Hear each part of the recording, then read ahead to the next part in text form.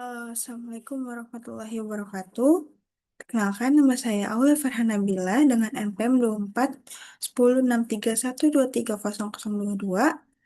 Pada video ini, saya akan menjelaskan hasil perhitungan pada tugas termodinamika yang telah saya kerjakan menggunakan mikroskop Excel. Nah, oke. Bisa dilihat pada Excel saya, di mana tugasnya itu adalah asumsi root law to be valid, prepare PIC diagram for a temperature of 363,15 K dan 90 derajat for the following system. Benzen. Yang kedua itu ada toilet. Di sini adalah tabel untuk temperatur dari soal. Yang di sini itu X1 itu berisi nilai yang ada di soal. Nah, selanjutnya, sebenarnya inti dari perhitungan ini adalah analisis kesetimbangan uap cair atau vapor liquid equilibrium pada suatu campuran biner. Nah, perhitungan ini dilakukan menggunakan data komposisi dan juga tekanan. Kemudian diolah untuk mendapatkan antara fraksi mol dalam fase cair dan uap. Di sini itu ada benzen, di mana untuk mendapatkan A, B, C itu kita bisa lihat dari sini, dan suhunya itu dalam bentuk Kelvin terdapat pada soal. Nah, untuk P1 zat KPA itu didapatkan dari persamaan Antoine, yang dimana rumusnya itu adalah A dikurangin B per T ditambah C. Nah, ini rumusnya ya teman-teman. Selanjutnya kita lanjut ke menghitung Y1, YI, dan P. Nah,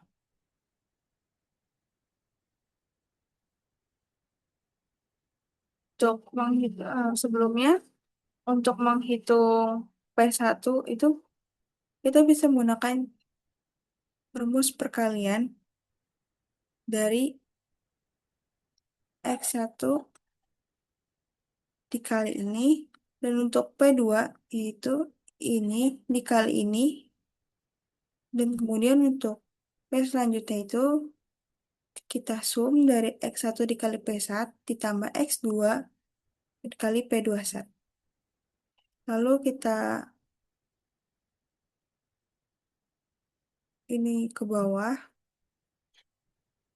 nanti bakal dapat hasil ke bawah. Ditarik ke bawah dan hasilnya akan sampai segini. Nah, untuk P bubble itu rumusnya sum X P1 dikali P1 sat ditambah XP2 X2 dikali P2 sat. Nah, ini untuk Y. Rumusnya itu adalah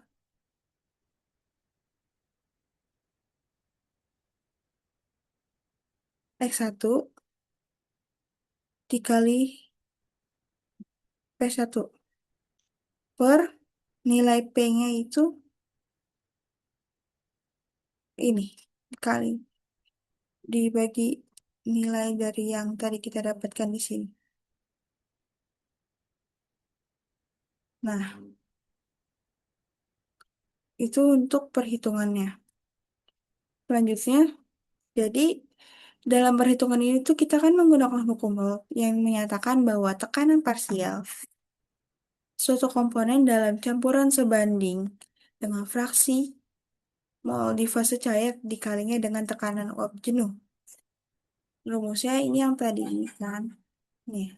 Dari hasil tersebut itu diperoleh fraksi mol dalam fase uap atau Y yang menunjukkan bagaimana komposisi berubah saat terjadinya keseimbangan.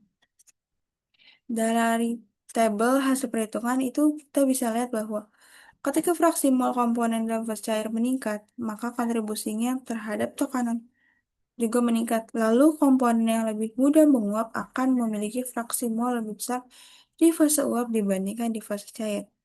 Dan hubungan antara X dan Y tidak selalu linear karena dipengaruhi oleh perbedaan tekanan uap masing-masing komponen. Nah, terakhir ini ada pembuatan kurva, di mana untuk membuat grafik kurva ini kita menggunakan tekanan P dan juga fraksi mol di fase X dan juga fraksi mol di fase uap ya.